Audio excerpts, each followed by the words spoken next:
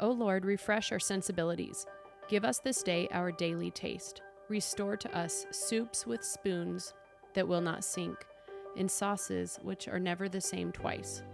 Raise up among us stews with more gravy than we have bread to blot it with, and casseroles that put starch and substance in our limp modernity. Take away our fear of fat, and make us glad with the oil which ran upon Aaron's beard. Give us pasta with 100 fillings and rice in 1,000 variations.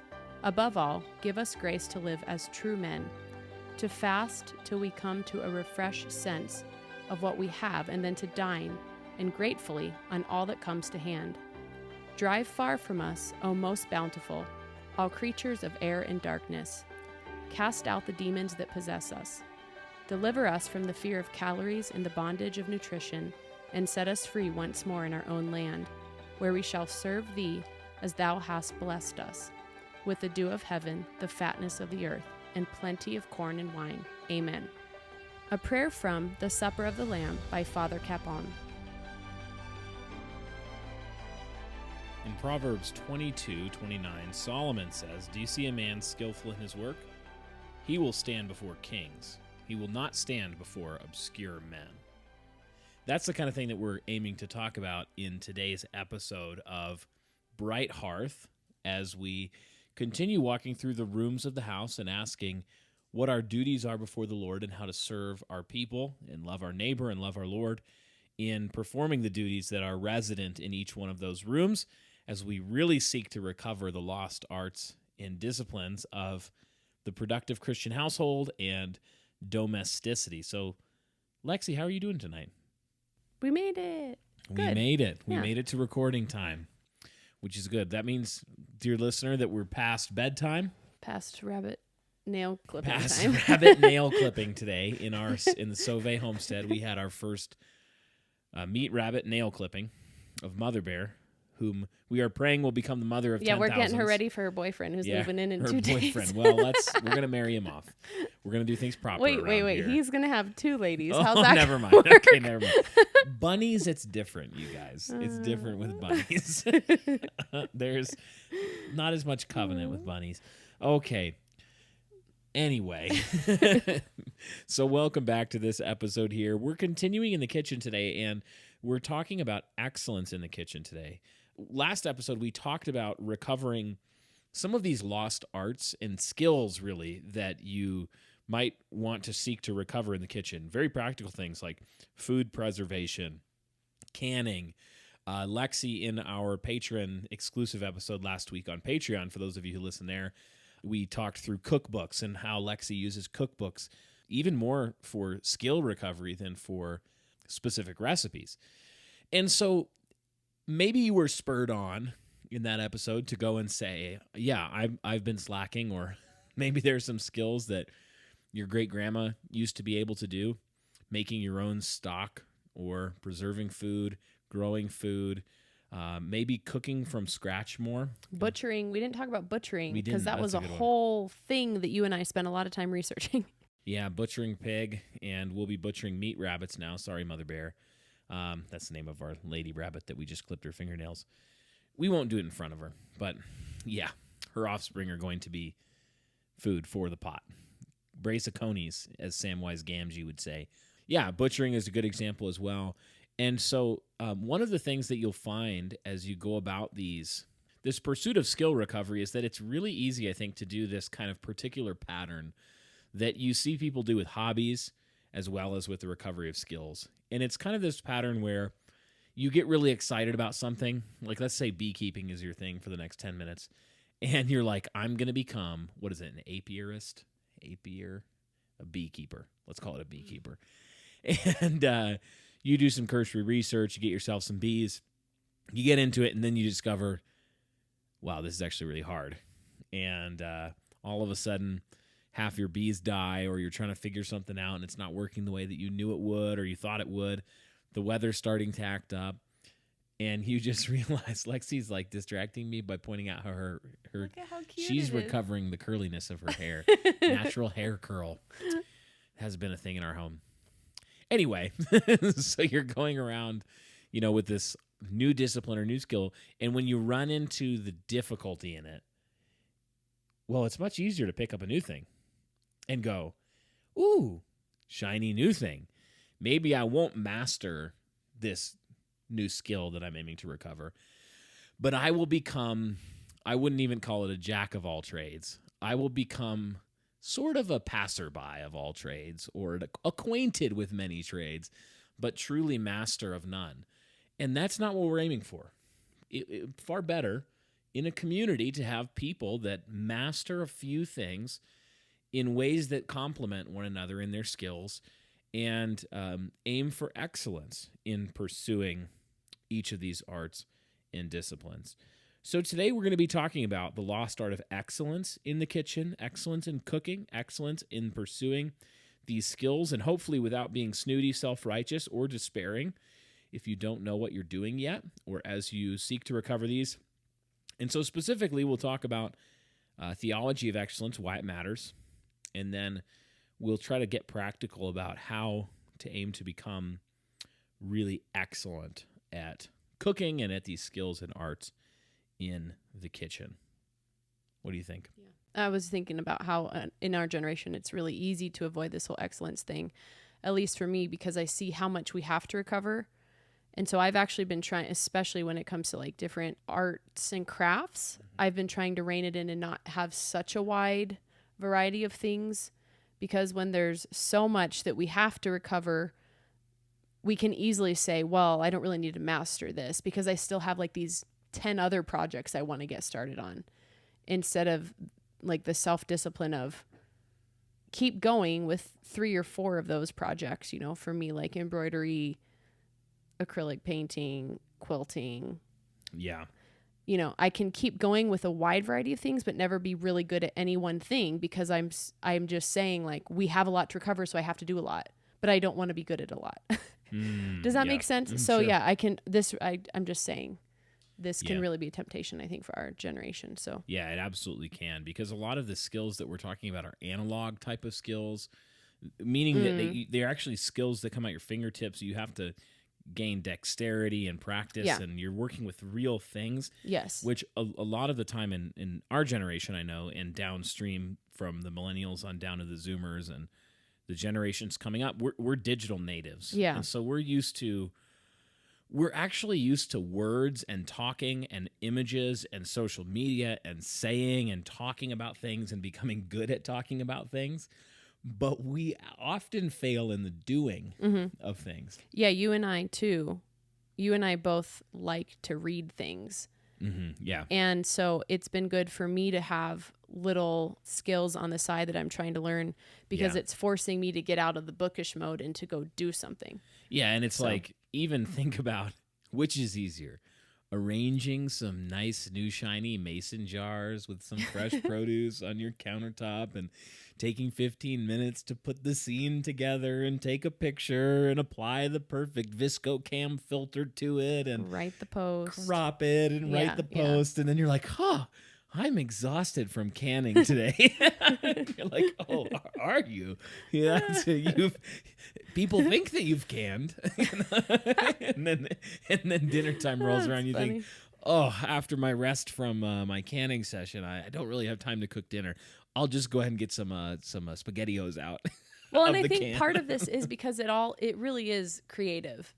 Yes. It really is creative. And so it does take energy to be creative. Yeah. At least the way I like to approach the kitchen. If you guys aren't approaching it that way, you're probably hating it. So, think though, I mean, some of the canning that we've done, I mean, it's not like every single canning or jarring thing that Lexy's done is, I mean, there was something, jarring is not the word, because, well, here's what I was thinking. It's not a can. A mason jar is not a can. You're right. You're right. See, I don't even know the terms. I'm just the guy. I'm the man around. Oh. But I remember, like, we've opened a couple jars of, like, jelly or something, like, oh, dang, it's moldy. Some little thing went wrong, and that's, we live in a cursed, fallen world. Cursed is the ground. Cursed is the work.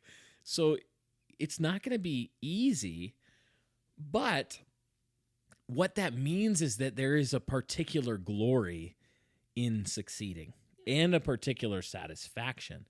Even just today, we were talking with one of our patrons who had I think I had said something in one of our in the kitchen shows, which is like our Patreon show. And there's a link in the description if you want to become a patron and get that. But there's we were talking about patisserie, like French pastry cooking in one of the episodes. And well, it turns out one of our patrons, Ryan, is a pastry chef, or like studied under this French chef who knows. He was, I think, you need to go look up his name, because I wonder if I know. Yeah, I'll try to look up his name here if I can pull it up in the application. I believe is what the children call it. Let's see here. Oh, here we go. Okay, yeah, his name is Chef Roland Mesnier. Nope. Mesnier. It sounds French. Who is the White House pastry chef? Which, by the way, why are we paying for a White House pastry chef anyway? Nah, it's another episode maybe. King's Hall. Hospitality. But they need to be hospitable there too. I know, it's actually fair. But anyway, she studied under this chef and knew her stuff. And we were talking about cooking Queen Amande, which is like one of my favorite laminated French pastries. And which you did try over and over. I've made it over and over, guys, and I've gotten it like 60% as good as the ones you can get at Les Madelines in Salt Lake City, which are world famous. But she said, this patron, she said, hey, you know, you're running into altitude problems.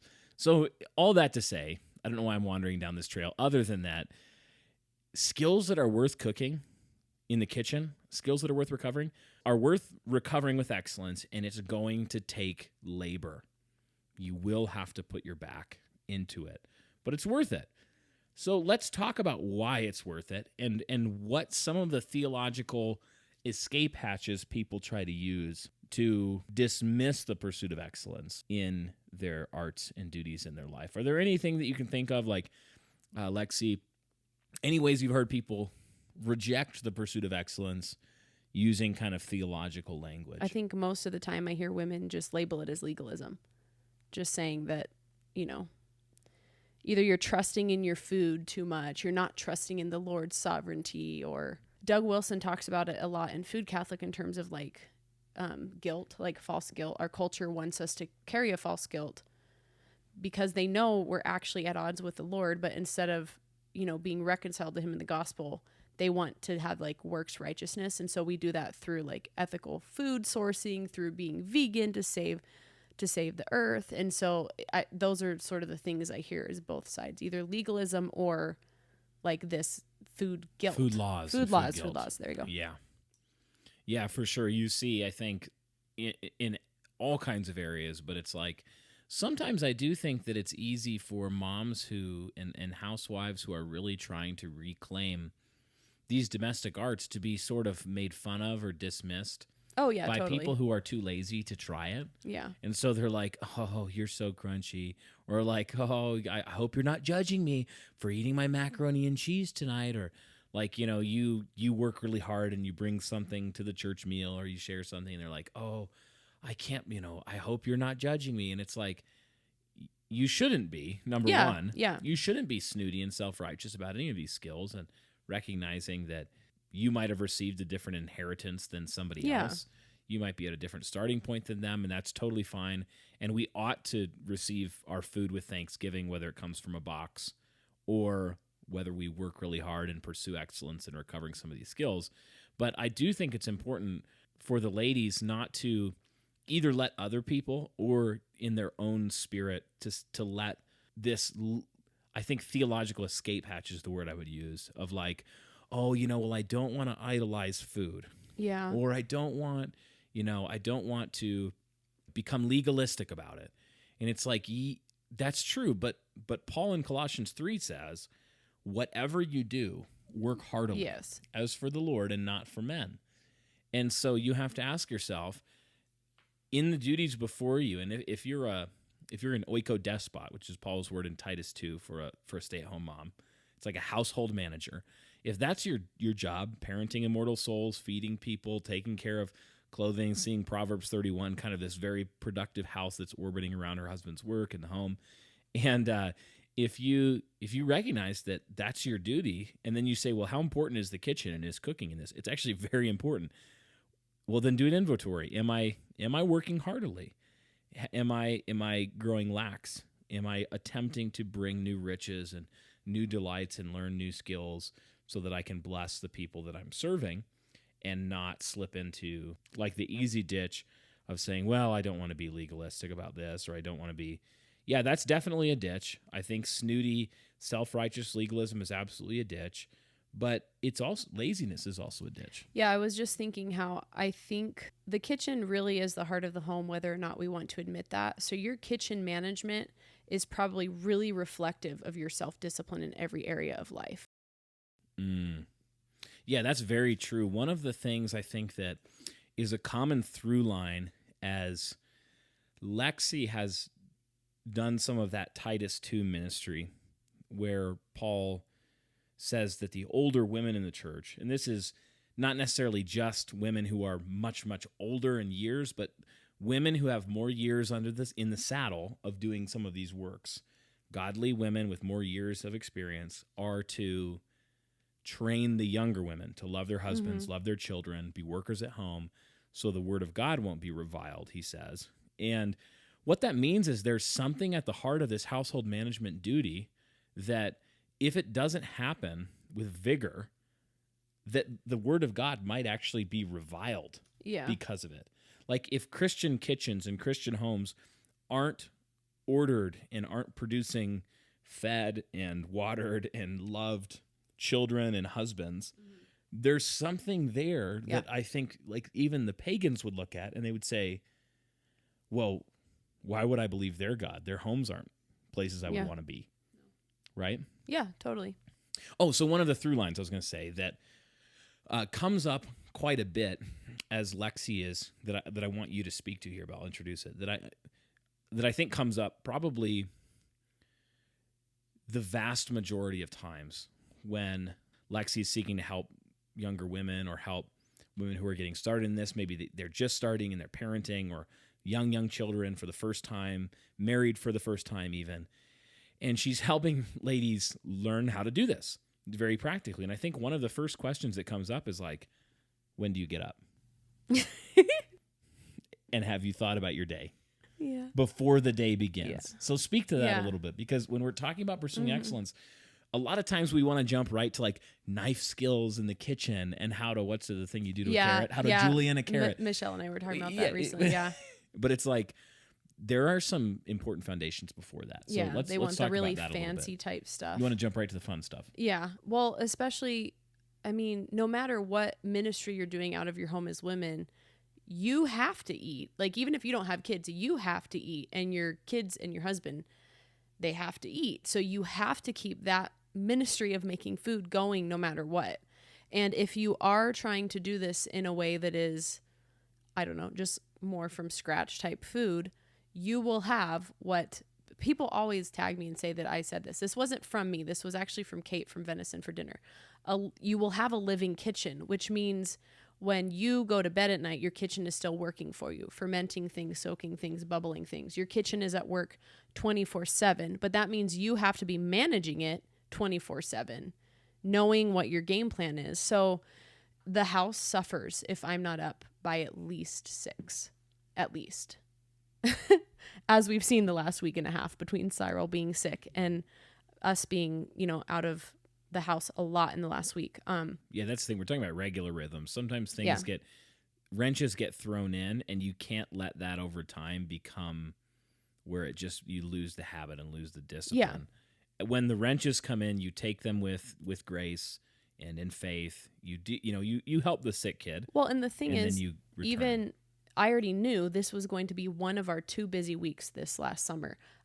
Did I have hot dinner made every single night, even though I was gone from 7 a.m. to 5? Mm-hmm. I had hot dinner every single night because I have kitchen systems in place to make sure there's hot dinner for us. And we'll talk about some of these we'll talk more granularly in the patron episode this week about some of these systems, kitchen systems, and that would be a good idea. Scheduling systems, how to and things pre-plant, like that. But all that to say, it's kind of like, and my analogous experience is pastoral experience. So it's like, I can't wake up if Sunday school's at 8:30, service is at 10 on Sunday.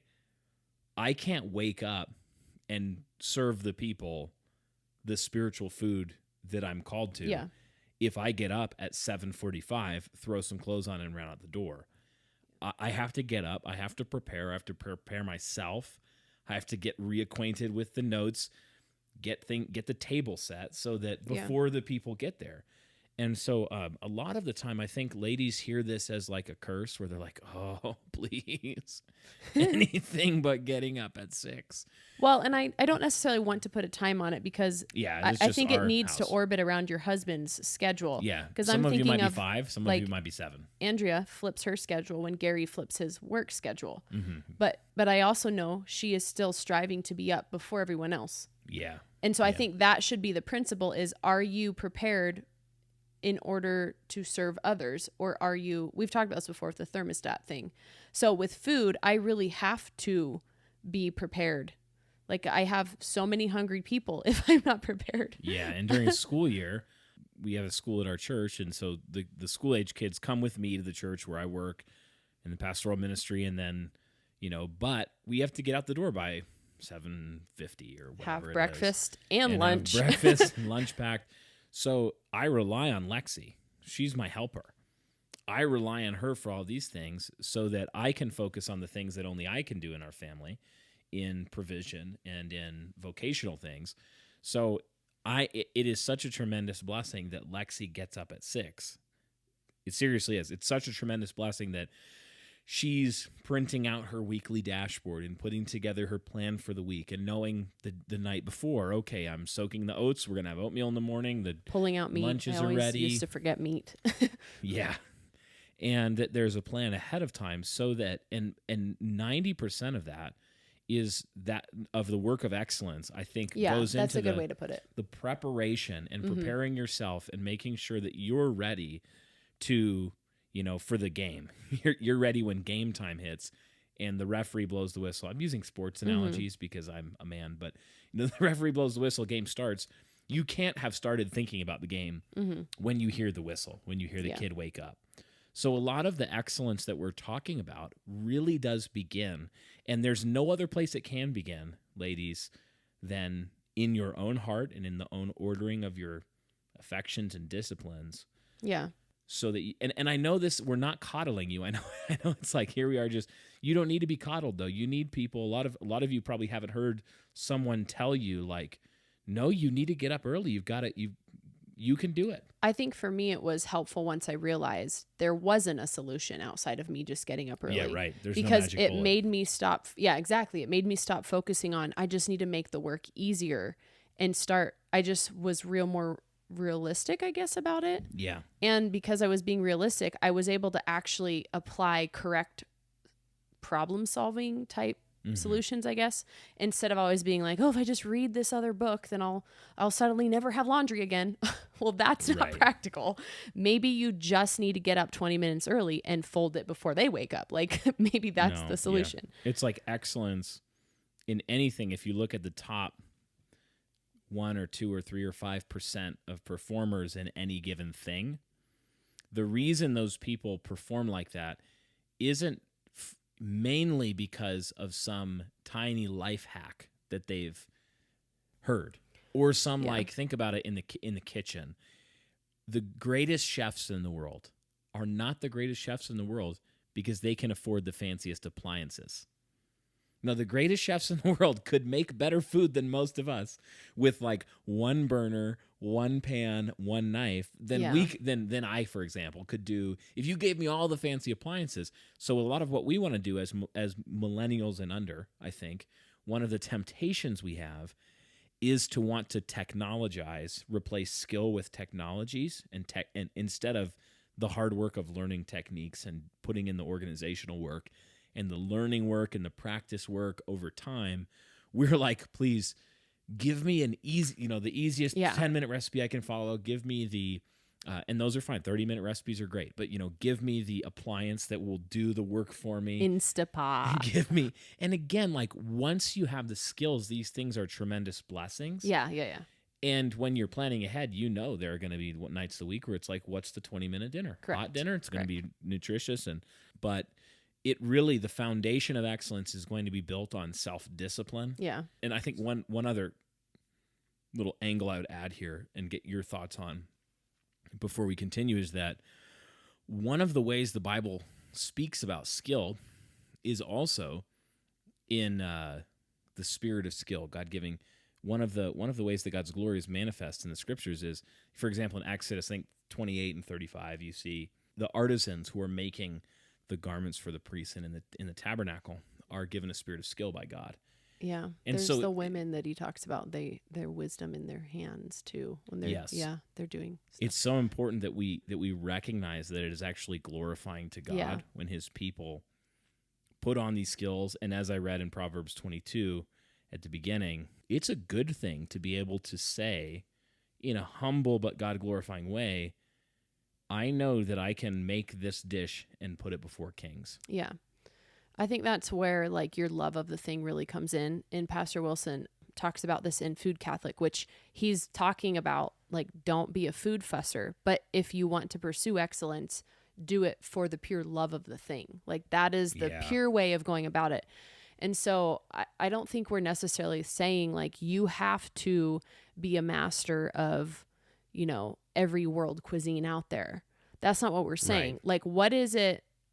Whatever God has genuinely caused you to love about your duties, try to like monopolize on that a lot. Yeah. And that you're just going to see that fruit like start a ripple downstream, I guess. And because you're doing it for the love of the thing, you're naturally going to be compelled to keep doing it. Yeah, that's right. So, I mean, you and I were even talking about this recently where I can't remember what you said specifically, but the example I gave was when it comes to art, I have been dabbling in a different visual arts for the last couple years. But I had to admit recently, like, but God made me to write. Like, that's what I like to do. That's what I've always done. Maybe I should stop wasting quite as much time trying to learn to paint and really continue to hone in my skill and my craft of writing. And you were talking about something similar with, I think you were doing sound. What have you been learning with was it sound design stuff? I don't remember what it was. Oh, I was just realizing that quite a bit of the work that I do naturally, that where I can actually, I think, provide value and serve people, are in the areas of communication and music. Yeah. And a lot of that for me requires production skills, like editing skills and different programs that are actually difficult for me to use because I'm just an amateur. So I said, I'm going to make a goal to learn this one particular skill in that world that I don't feel like I have a handle on. Yeah.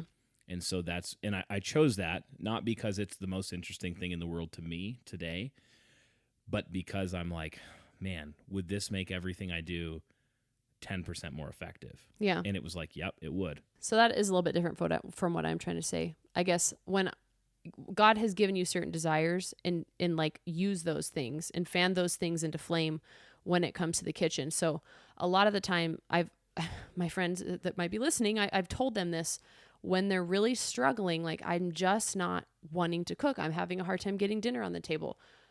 I go back to what are the things I love about the kitchen. I love funky little grocery stores and I love a new cookbook. So you will very often see me buying a stack of cookbooks or checking out a stack of cookbooks when I am postpartum because I know it's what's going to get my head back in the game. Or, you know, it may not be the most financially efficient thing to go to some little tiny, you know, Italian grocery store in Salt Lake City. But if I really am struggling, that's what I'm going to do to stoke that love of what I have to do. So, and that's part of wisdom is learning to love what has to be done. Yeah. So, but maybe you just really are not good at Mexican food, but you are super bomb at a delicious French, you know, pasta and sauce. Like, don't stop there, but just understand, like, hone that craft that the Lord has made you naturally good at that. I just think that helps if you're pursuing it for the love of something instead of like for the drudgery of it. Yeah. And even if you, I think, recognize that when we're talking about excellence in a thing, one of the things that we have to put to death is an obsession with efficiency and with like getting things done as quickly as possible. Like you're talking about sparking the love and following the passion Yeah. and to become really excellent at food related things, you have to cultivate a joy in it and a love for it as you go. So you have to stop thinking like a modern conveyor belt American where we're like, what's the quickest, easiest, cheapest per calorie, most subsidized. and some of you are on tight budgets. That's totally fine. You have to work and adorn with what you have and praise God for that. There's so much glory in a wife who can take a small budget and feed people in a way that really nourishes their soul and their body. Yeah. But we need to stop thinking about like, well, it'd be a waste of time for me to spend 90 minutes making this meal and putting that extra excellence into it and involving the kids and not neglecting your other duties. But when I know I could make a meal that would do in 20. Yeah. Well, sometimes you're going to do that, but you have to kill this kind of like some of our appliance mindset, some of our modern mindset really does come down to this efficiency thinking where we're like, how can I get as much done as quick as possible instead of getting 50 things done really quickly and kind of like just enough, what if I focused in and I really cut down to what are the core duties of domesticity and what are the core duties in serving and loving my people? And food's going to be one of them no matter how you shake it. So how can I really cultivate a love in some nook of cooking and follow it down and find it and become excellent in it? Yeah, for example, if you have to cook dinner, and this is just how I think. I'm like, I'm going to use the nicest ingredients because I'm in charge of this. I want to enjoy it. I feel more creative. I don't know why. I would feel 10,000 times more inspired if I was making a homemade pasta sauce out of farmer's market tomatoes or my own garden tomatoes than if I had just gotten canned tomatoes from the store. I don't know why. God just made me that way. And I have really had to figure out ways when it comes to large group hospitality to not be so fussy about the ingredients, but to still be fussy enough that I actually find absolute joy in having others over when we're doing large group hospitality, because my soul would die if I had to serve boxed food all the time to guests. But for example, a solution for me last year was when I learned to make homemade ravioli, and I froze all that homemade ravioli and I made all that homemade gnocchi because I thought, you know what, this is easy, last minute, pre-made, inspired filled food that I could serve to a large crowd and be extremely happy about and still keep my home cook joy afloat.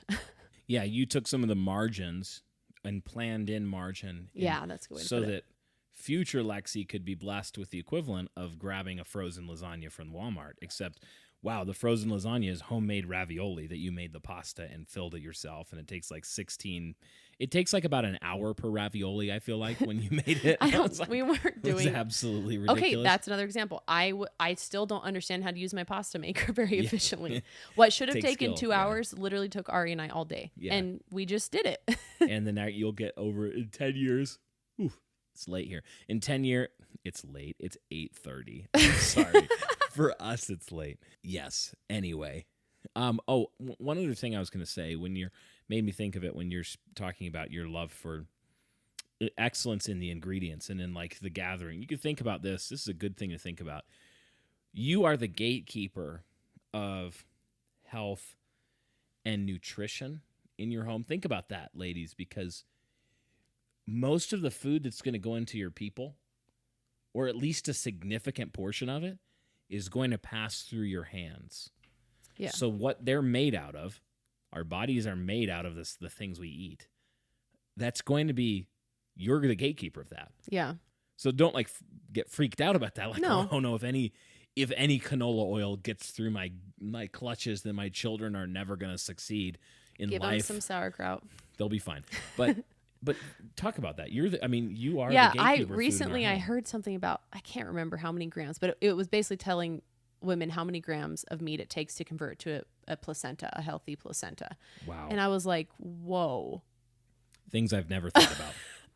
But like our body is actually built out of the food that we're eating, and it actually makes a difference. Yes. So yeah, because we are Gnostic, our entire culture is kind of telling us that it doesn't matter what you put in your body because this body is just going to die. But then, right, yeah. Oh, you're just gonna die, so whatever. Yeah, it doesn't matter. But it really does matter, especially if you're trying to take other areas of responsibility back into your hands, like your kids' health, your husband's health, your own health.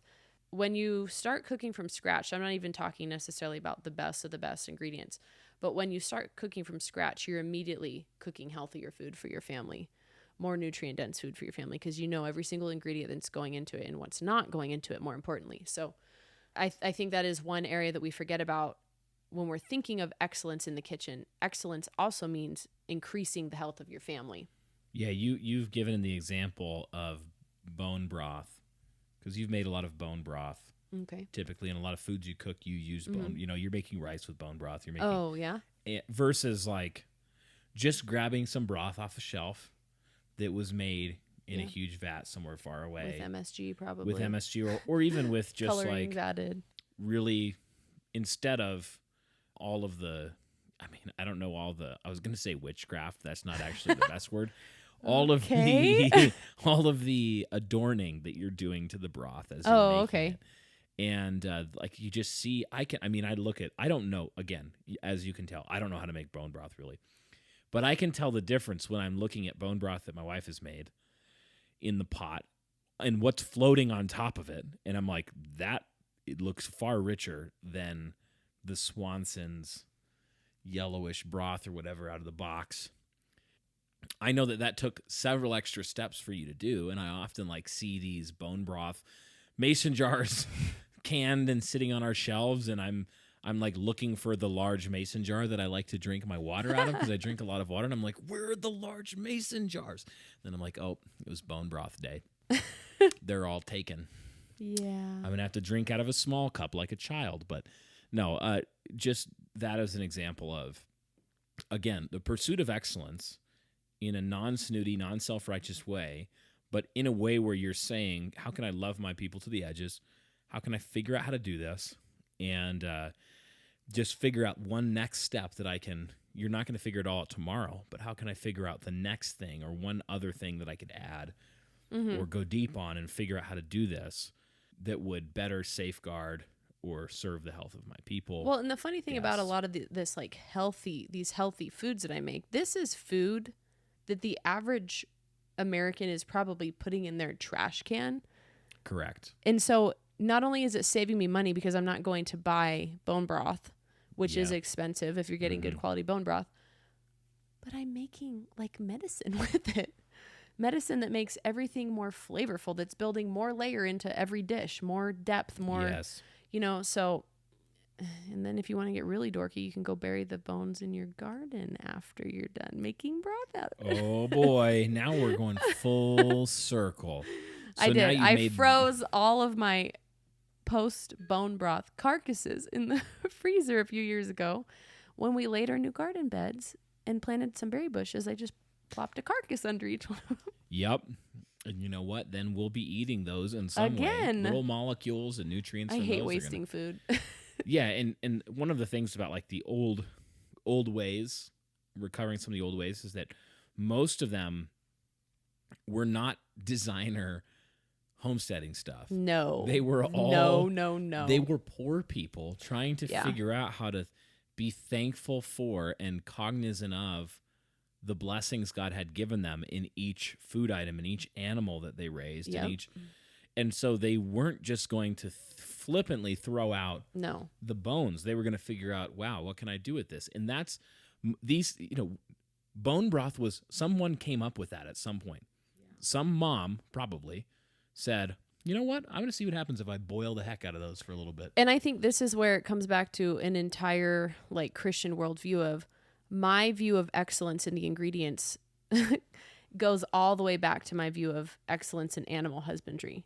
Mm-hmm. Because if that animal was cared for in its proper God-created way, then I want to use it to its fullest in my kitchen now. Yes. I don't want to just waste half of its life essentially when we're throwing bones away. Yes, that's right. So yeah, it's just, it really, in some ways, this extends beyond the kitchen, I guess is what I'm saying. Yes, exactly. You're basically living in thankfulness to God. Yes. You're being diligent in your duties. If you really believe that your job as a homemaker and a home cook matters, then you'll want to recover being an excellent gatekeeper of that. Yeah. And not just give it away to faceless experts in big pharma, in big agriculture, and big food. And let's think about it like this, vocationally. So God gave me the vocation of a homemaker. He gave you the vocation of a pastor.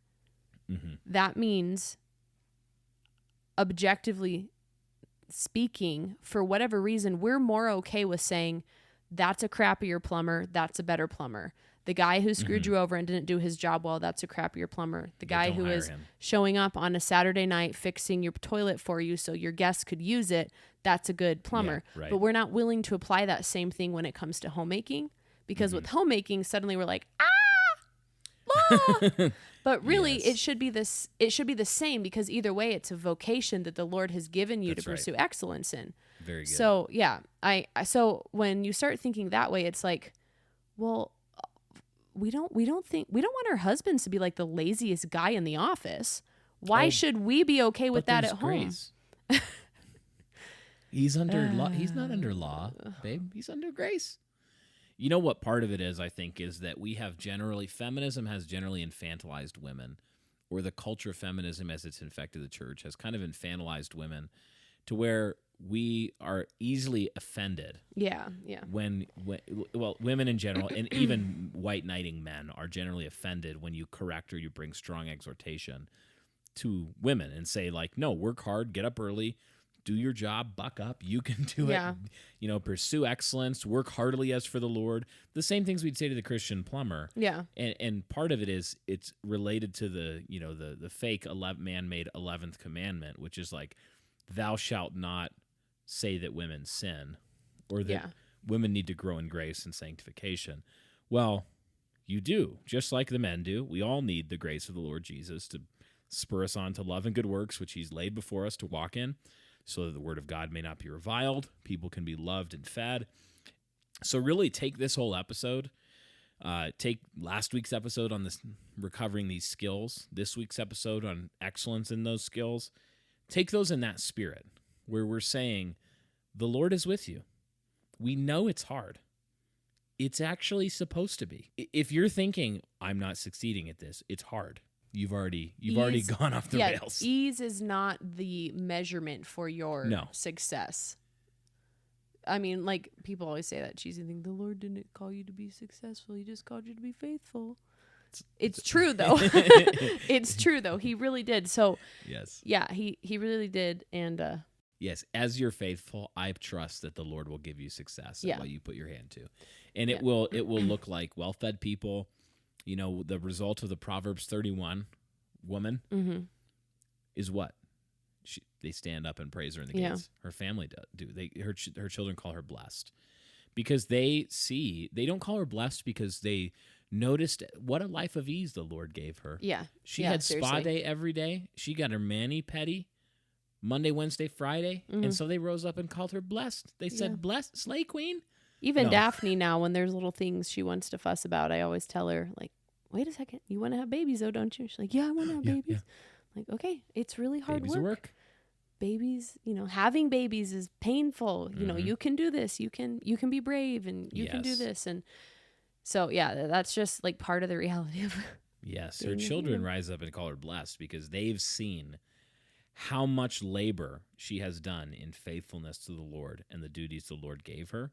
And they've also seen the Lord bless her in those duties. Yeah. And so I think you need to get the reactionary, because people react to like prosperity gospel nonsense, which is like basically saying if you have enough faith, you'll always be healthy, wealthy, and prosperous, whatever.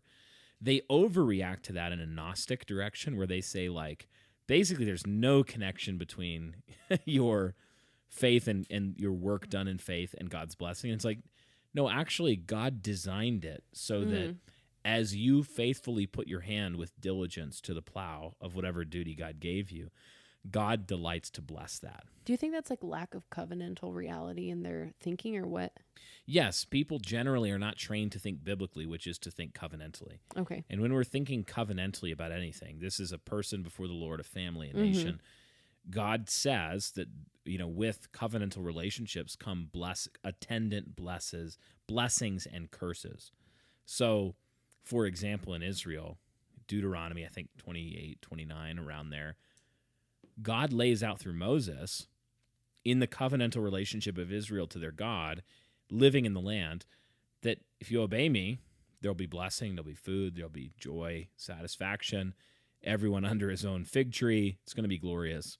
If you disobey me, there will be curses, and you will die, and you'll store up 100 gallons of wine, and you'll go to drink the wine, and there'll be 1 gallon left. Holes in your flour sacks. It is interesting too to see in a lot of that he is cursing the tables and the food of the land. Yeah, that's right. and obviously, of course, in Christ, the covenant has been fulfilled. Yeah. In Christ assures us and brings us the blessing of the obedient Son. But what that doesn't do is it doesn't flatten out and eradicate all of the covenantal relating to God and in the world that realities, we live in. Yeah.